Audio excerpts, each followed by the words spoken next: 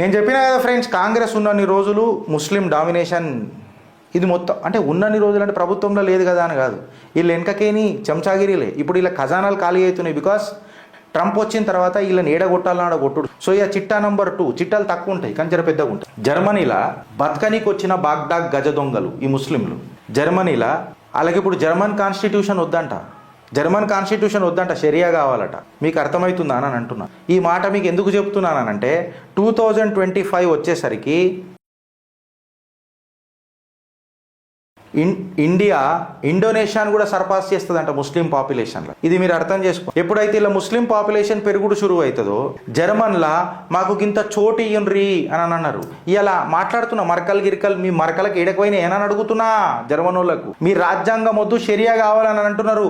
మళ్ళీ ఆనాడు పరాక్రమవంతులు కదా, ఏడబోయింది మీ పరాక్రమం మీ ప్రతిభ అని చెప్పి అడుగుతున్నా.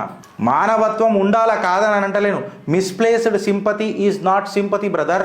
ఎంతవరకు సానుభూతి చూపిస్తావు, ఎవరి మీద చూపిస్తున్నావు అని అనేదే మానవత్వం. ఫస్ట్ సింపతి అందరికీ చూపెట్టేటట్టు లేదు. శిశుపాలుడికి కూడా 100 తప్పులు చేసినాక సరేలే ఒక్క తప్పుకి ఏమవుతుంది అని చెప్పి మాట్లాడినుంటే నాటకాలు ఆడేటోడు. సుదర్శన చక్ర ధారణం చేయాల్సే వచ్చింది ఆ పరంధాముడికి, తల నరకాల్సే వచ్చింది నా నీలమేఘ శ్యాముడికి. ఇది మీరు అర్థం చేసుకోండి. ఎవరి కోసం సానుభూతి అనేది చాలా ఇంపార్టెంట్. ఈ మాట నేను ఎందుకు మాట్లాడుతున్నా అన్నానంటే, ఒకసారి మీకు పాత డేటా తీసుకొని పోతున్నా. సిఎన్ఎన్లో జరిగింది, మళ్ళీ ఇది ఎవరు ప్రభుత్వంలో జరిగింది ఫ్రెండ్స్? కాంగ్రెస్ ప్రభుత్వంలో జరిగింది. ఇది చూడండి, కర్ణాటక కాంగ్రెస్ హిందువుల మీద ట్యాక్స్ వేసి హిందూ దేవాలయాలకైనా వచ్చిన 440 crores 445 కోట్లను లాస్ట్ ఇయర్, అందులో నుంచి 330 కోట్లు ముస్లిం మాస్కులకు, మస్జిద్లకు, క్రిస్టియన్ చర్చిలకు ఇచ్చింది. ఇది నేను అంటలేను, సిఎన్ఎన్ రాసినట్టు. నేను మీకు మళ్ళీ ఒకసారి తీసుకొని వచ్చి 38% హిందూస్ ఇన్ కర్ణాటక సాడ్ యాంగ్రీలలో ఉన్నారంట. సిఎన్ఎన్ కూడా ఎట్లా రాస్తాడు చూడండి. 38% యాంగ్రీ మీద ఉన్నారట, మా పైసల మీద ఆడుతున్నారు. మిగతా వాళ్ళందరూ న్యూట్రల్ ఉన్నారంట. ఎందుకంటే టైమే లేదు. కాంగ్రెస్కి ఎందుకు ఓటేసినాం రా అని అనేది ఇలా మీరు ఆలోచించుండ్రి. ఇది నేను మాట్లాడతలేను. నేను చలో బీజేపీ మౌత్ పీస్ అనుకోండి, బీజేపీకి వత్తాసు వాళ్ళకే బీజేపీ ఛానల్ అనుకోర్రి మీరు. నేను కాదా, మళ్ళీ సిఎన్ఎన్ మీ ఛానల్ కదరా భయ్. సిఎన్ఎన్ నోటు మాట్లాడుతున్నాడు కదా. 440 కోట్లు నా దేవాలయాలకైనా వస్తే ఇక మీరు బొందలగడ్డల మీద పెట్టరు కదా, మళ్ళీ నా పైసా ఎందుకు తీసుకున్నారా? కాఫీర్ కా పైసా కాఫీర్ కా జిందగీ నై చెయ్యే. కాఫీర్ అనేటోడు బతకొద్దు, కాఫీర్ అనేటోడు మీ దగ్గర నిలబడొద్దు, మీకు షరియాలా ముద్దు, కాఫీర్లు వద్దు. మళ్ళీ కాఫీర్ల పైసా మాత్రం మీ బిచ్చం బతుకులకు తీసుకుంటారు.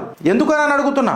Revenue from temples ego clear cut గా వాళ్ళు చెప్పారు. దక్షిణ కన్నడ నుంచి 155 కోట్లు, ఉడిపి నుంచి 75 కోట్లు, తుమ్కూరు నుంచి 37 కోట్లు, బెంగళూరు అర్బన్ నుంచి 16 కోట్లు, ఉత్తర కన్నడ నుంచి 9 కోట్లు. ఈ 445 కోట్లని ఎవరెవరికి డిస్ట్రిబ్యూట్ చేసిరానంటే వక్ఫ్ ప్రాపర్టీ డెవలప్మెంట్ కోసం 100 కోట్లు ఇచ్చింది కాంగ్రెస్. దీని మీద మాట్లాడు రేవంత్ రెడ్డి. నువ్వు ఎవడయ్యా పైసలని ఇచ్చినావు? నేను రూపాయి ఇస్తే నాకు 42 పైసలే ఇస్తున్నది కేంద్రం అని అంటావు. ఓ సిగ్గు తప్పిన కాంగ్రెస్ నేను నిన్ను అడుగుతున్నా. 445 కోట్లు నా దేవాలయాలు ఇవాళ నీకు అందజేస్తే 330 కోట్లు నువ్వు చర్చికి ఎట్లు ఇచ్చినావు, మా మస్జిద్కి ఎట్లు ఇచ్చినావు? కాంగ్రెస్ అడుగుతున్నా నేను. కాంగ్రెస్ హీన చరిత్ర పరిచయం చేస్తుంది. 445 కోట్ల వక్ఫ్ ప్రాపర్టీకి నువ్వు 100 కోట్లు ఇస్తావా? సిగ్గు శరాలు ఉండాలా. చెప్పులు తువాలలో మడత పెట్టి కొట్టరు ఫ్రెండ్స్ ఈ కాంగ్రెస్. అప్పుడు అర్థమవుతుంది ఇలా దరిద్రులకు. ఇవాళ వచ్చి మళ్ళీ కులగనా అని మాట్లాడుతున్నాడు. మా కాఫీ పైసలు ఎందుకురా మీకు? ఇవాళ అడుగుతున్నా నేను. బిచ్చం బతుకులు ట్యాక్స్ ఎక్క కట్టరు. అరే నీకు జిగర్లో దమ్ముంటే కులగనా పక్కకు పెట్. ఓల్డ్ సిటీలో ఎలక్ట్రిసిటీ బిల్లు కట్టిపి చూస్తా. అప్పుడు ఒప్పుకుంటా నువ్వు మొగోడవనండి. నీ మూతబారు అంతా ఆడ చూపెట్టు. నిన్ను గుంజుతారా అని కుర్చీ కాడికేని. రేవంత్ రెడ్డి ఏం మాట్లాడుతున్నారండి మీరు? 100 కోట్లు వక్ఫ్కే ఎవడయ్యా జాగిరని ఇచ్చింది మీ కాంగ్రెస్ కర్ణాటకలో? చెప్పురు నాకు. ఆడికి ఆగిపోయిందా ఫ్రెండ్స్? ఇనుండ్రి. మంగళూరు హజ్ భవన్కి 10 కోట్లు ఇచ్చిర్రు ఈ నుదినాష్టపోళ్ళు. పిలిగ్రిమేజ్ సైట్కి 20 కోట్లు ఇచ్చిర్రు. క్రిస్టియానిటీ కమ్యూనిటీకి 200 కోట్లు ఇచ్చిర్రు. 330 కోట్లు స్వాహా. ఆడికి అయిపోతుంది అనుకోకుర్రి. నేను మీకు కూడా తిరుగుతున్నా.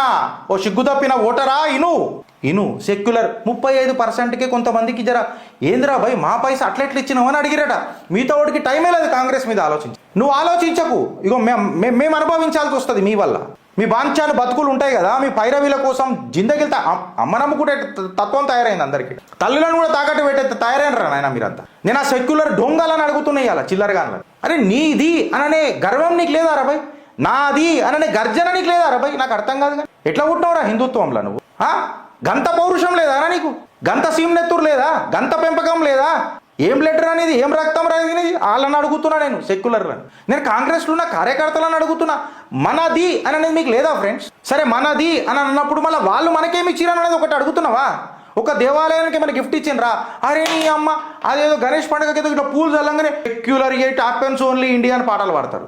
మళ్ళీ అదే జై శ్రీరామ్ అన్నప్పుడు విగ్రహాలు విధ్వంసం చేసిర్రు. నా గోపాల్ మిశ్రాన్ని తీసుకుపోయి 23 బుల్లెట్లు కొట్టిరు. నాకు అవి గుర్తొస్తాయి. 17 సార్లు నా సోమనాథ టెంపుల్ని అటాక్ చేసిన ఆ దొంగోడు గుర్తొస్తాడు. నా నలంద యూనివర్సిటీని కాలబెట్టిన ఆ జ్ఞానముచ్చినోడు గుర్తొస్తాడు. ఆ నంగ నాచి గుర్తొస్తాడు. ఆ బాబర్ గాంధీ పొగుడుతూ మన కాన్స్టిట్యూషన్లో పొగుడుతూ మన ఎడ్యుకేషన్ పాలసీని రాసిన ఆ కాంగ్రెస్ ఈయన చరిత్ర నాకు గుర్తొస్తుంది. భావోద్వేగానికి గురై ఇట్లా ఒర్లి మాట్లాడాల్సి వస్తుంది. ఎమోషన్ ఉంటుంది ఫ్రెండ్. నా దేశం మీద నా ధర్మం మీద బరాబర్ ఎమోషన్ ఉంటుంది. నాకు మీ లెక్క బచ్చలని పెంపకం కాదు మాది. ఈ మాట ఎందుకు మాట్లాడుతున్నా తెలుసా? బచ్చలని ఇప్పుడు నేను చూపిస్తా. కాంగ్రెస్ దీనికి ఛాలెంజ్ చేయమన్నారు. గణేష్ చవితికి ఎన్ని అవుతాయి? ఏమన్నా లొల్లు అవుతుందా? ఆయన శివరాత్రి చేసుకుంటాం, మేము రాత్రంతా మేలుకుంటాం, ఏమన్నా లొల్లు అవుతుందా? హోలీ రంగులు ఆడుకుంటాం, ఏమన్నా ప్రాబ్లం అవుతుందా?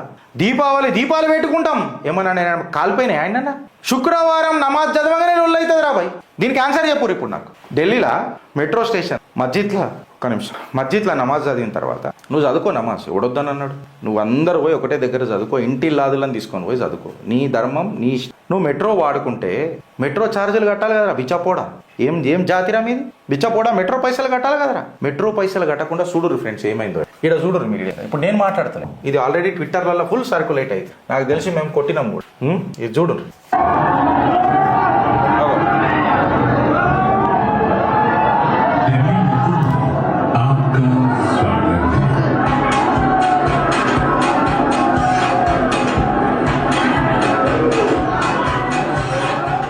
చూడు, వీళ్ళంతా హిందువులా? ఇప్పుడు ముస్లింలు, నేను మైనారిటీలు అన్నా, ముస్లింలు అది ఎట్లా దుంకొస్తున్నాడు చూడు. నువ్వు కరెంటు బిల్లు కట్టవు, నా భూములను నువ్వు ఏ కాగితం చూపెట్టకుండా భూములు వేసుకుంటావు వక్ఫ్ అని. ఆఖరికి నువ్వు ట్రైన్ ఎక్కి కూడా అవాడు చూడు ఎట్లా వస్తున్నాడు చూడు. అంతా వీళ్ళంతా ఎవరు? ఇప్పుడు వీళ్ళంతా ఎవరు? డ్యాన్స్ ఆడు, ఓటేసినందుకు ఇట్లా డ్యాన్స్ ఆడు నువ్వు అంతే. ఇక హిందువులందరం ట్యాక్స్ కట్టుకుందాం ఏడ్చుకుంటా. అగో చూసినావా మేము ట్యాక్సులు కడుతున్నాం. వాళ్ళు నవ్వుకుంటా ఎంజాయ్ చేస్తున్నారు. పారాసైట్లు అంటారు, పారాసైట్లు. ఇది చేస్తుంది కాంగ్రెస్, ఇది గుర్తుపెట్టుకోరు. కులాల పేరు లేపి మనని విడగొడుతుందిరా. అరే నీ జాతి భారతీయతరా బాయ్, నీ కులం భారతీయతరా బాయ్, ఇది నెత్తిలకు ఎక్కించుకో. నీ ధర్మం హిందుత్వ కథం. వేరే మాటలే వద్దు, కథలే వద్దు. ఇక వేరే మాటలు వద్దు, వేరే కథలు వద్దు అని చెప్తున్నా ఫ్రెండ్స్. ఇది అర్థం చేసుకో. మీకు పాదాభివందనం చేస్తే కాళ్ళు కడిగి నెత్తి మీద నీళ్ళు పోసుకుంటారా నాయన? నెత్తిలకు ఎక్కించు. మాకు పనులు లేక కాదురా నాయన, వీఆర్ సెల్ఫ్ సఫిషియంట్. మాకు మస్తు పనులు ఉన్నాయి. ఉద్యోగాలు ఇచ్చి పెట్టుకుని ఇటు కూర్చున్నాం, పిచ్చోళ్ళం కాదు. ఇడ అర్థం చేసుకోరా అని అంటున్నా. ఈ దేశం ఉంటేనే నువ్వు ఉంటావు. ఇదే దేశంలా నీ తల్లిదండ్రులు లేదా నీ తాతలు ముత్తాతలు ఈ భూమిలోనే ఉన్నారు. వాళ్ళ ఆత్మలు మన చుట్టూ తిరుగుతున్నాయి. వాళ్ళకి ఏం సమాధానం చెప్తావు అని అంటున్నా. ఈ దేశం లేకపోతే అది అర్థం చేసుకో. నువ్వు 500 సంవత్సరాలు పట్టింది నా బాలరాముడిని మీ దగ్గరికి తీసుకురానికి. 1000 సంవత్సరాల పాటు నా సౌరాష్ట్ర సోమేశ్వరుడు ఆగాల్సి వచ్చిందిరా భయ్. ఏం బతుకులు రా మీవి అని అడుగుతున్నా. అది అర్థం చేసుకోర్రి బ్రదర్. చట్టాలను చుట్టాలు చేసి నిన్ను చూడుతున్నారు. నువ్వు కులగన అని మాట్లాడుతున్నావు. కులగన లేదురా బాయ్, జనగణనే ఉన్నది. ధర్మం ఒకటే ఉన్నది రా బాయ్, అది హిందూ ధర్మం, హిందుత్వం అనేది. నేను వేరే మతాల గురించి మాట్లాడతలేను, నా ధర్మం గురించి మాట్లాడుకుంటున్నా, నా ధార్మికుల గురించి మాట్లాడు. నీ జాతి ఒకటే రా బాయ్, భారతీయత. నువ్వు చేసుకున్న నీ పని వల్ల నీ వర్ణన అయిందిరా బాయ్. ఈడేవాడ్రా మనం తయారు చేయనీకే అని చెప్తున్నా. ఇప్పుడు చూసినావు కదా, నువ్వు ట్యాక్సులు కట్టుకుంటా 30%, 30% ట్యాక్సులు కట్టుకుంటా. నువ్వు ఎండనక వాననక నిప్పనక నీరనక వాగనక వంకనక కష్టపడుతుంటే ఆడు ఎంజాయ్ చేస్తున్నాడు. ఆడికి ఏమైనా పని ఉన్నదా, పాటు ఉన్నదా ఆడికి? నువ్వు జిందగీలో ఆలోచించవు. నీ కోసం వేరే దేశాలలో ఆలోచించాలని చెప్పి ఆలోచిస్తున్నారు కూడా కొన్ని దేశాలు. ఇలా నోరెడిచి వేరే దేశాలు కూడా మాట్లాడు. 2014 తర్వాతనే కదా గిరీష్ అనేటోడు కూడా ఇవాళ ఇట్లా ఇంత ధైర్యంగా మాట్లాడుతున్నాడు. అంటే నా వెనక ఒక కవచం నిలబడ్డది. మోడీ హే తో మున్కిన్ హే, ఏ ఛాయ్ వాలాకే బాద్ గాయ వాలా అఖండ హే. ఆ విజిబిలిటీ చూపించిందిరా ఈ పార్టీ. ఈడే నా కొడుకే. అరే నీ అమ్మ ఎన్నిసార్లు ఫెయిల్ అయినా గానే చూపించారు కదా నాయన మనకు. ఈడ అట్లా కాదు, ప్రతిసారి డిస్టింక్షన్లో పాస్ అవుతూ వచ్చినా second line rules are rules అని చెప్పి మొత్తం ట్రాక్ రికార్డుతో వస్తూనే ఉన్నది. అభినవ జాతిపిత అటల్ బిహారీ వాజ్పేయి తర్వాత దేశ ప్రధాని నరేంద్ర దామోదర్ దాస్ మోదీని చూసి యోగి ఆదిత్యనాథ్ గారి పరిపాలన చూస్తున్నాం. ఇవాళ మన ఆడబిడ్డలు సంతోషంగా ఉన్నారు ఉత్తరప్రదేశ్లో అనంటే ఆ సంతోషానికి కారణం యోగి ఆదిత్యనాథ్ కదా. ఘర్ మే ఘుస్కే నికాల్ రా ఎక్కి. ఇవాళ బ్రిటిష్ ఎంపీ బంగ్లాదేశ్లో జరుగుతున్న హిందువుల దాడి మీద మాట్లాడిండంటే దీనికి భారతీయ జనతా పార్టీ సర్కార్ కాదా?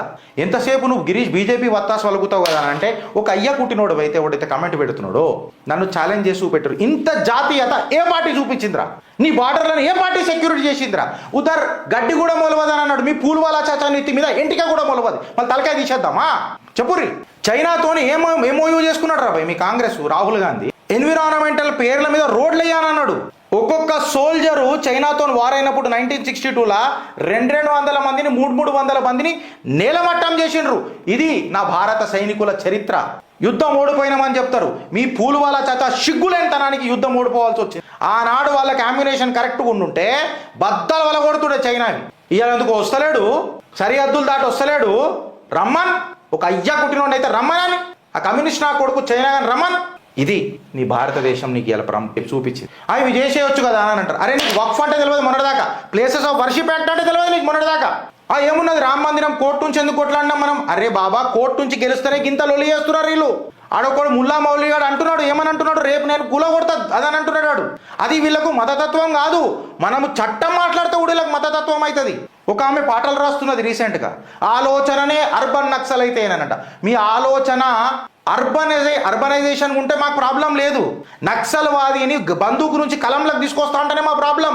నేను ఆ కమ్యూనిస్టులకు అదే మాట్లాడతా, ఈ కాంగ్రెస్ వాళ్ళకి అదే మాట్లాడతా. నువ్వు పాట మొదలెటప్పుడు షెట్టు తీసి వస్తావు, నేను ఆ పోరడికి షెట్ ఎందుకు లేదు అని అడుగుతా. ఇది నా సనాతన. తాండవ్ హోగా మహాకుంభు గాని బిడ్డ. ఇలా పాకిస్తాన్ వాడు ఒప్పుకున్నాడు, పుల్వామా అటాక్ పాకిస్తాన్ చేయించింది. ఇగో ఫ్రెండ్స్ ఇలా నేను మాట్లాడతలే, ఇది చూడండి ఒక్క నిమిషం. I'm sorry. ఇవాళ పాకిస్తాన్ ఒప్పుకుంటుంది Pulwama attack. We are proud about Pulwama attack and we did. మేము గర్విస్తున్నాం పుల్వామా అటాక్ తోని అని చెప్తున్నాం. ఇంట్లో గుసాంచి మీ నాడలిప్పి సుత్లితాడులు గట్టి వదిలిపెట్టినాం. మీ ఎక్కడెక్కడ ఎంటికలు మొలుస్తాయో మొలిపించి ముడిగట్టి గిటార్ కొట్టిపోయినాం మీ ఇంట్లలోకి వచ్చి. మళ్ళీ ప్రపంచానికి మొత్తం చెప్పినాం మీ ఇంట్లలో గుసాంచి కొట్టిపోయినాం రానని. మా పరాక్రమం ముంగట ఎంతరా మీ అవకాదు. మళ్ళీ ఎందుకో గెలవలేదేంద్రా? పెద్ద వీరులు కదరా మీరంతా. ఎన్నిసార్లు ఓడిపోలేరా? కార్గిల్ చీరలే, 1971 చీరలే. అరే నా దేశము శాంతియుతం దేశం కాబట్టి యుద్ధం గెలిచి కూడా మీకు భూమినిచ్చినాం రా బంగ్లాదేశ్. ఇది నా భారతదేశం. కొంతమంది చెప్తారు మోడీ మస్తు ఎంజాయ్ చేస్తున్నాడు పొయ్యనని. యుఎస్లో అక్కడ ఆ సిగ్గు తప్పిన వాళ్ళకు ఒక చిట్టా అయిపోతుంది. భారత్ మాతాకి జై.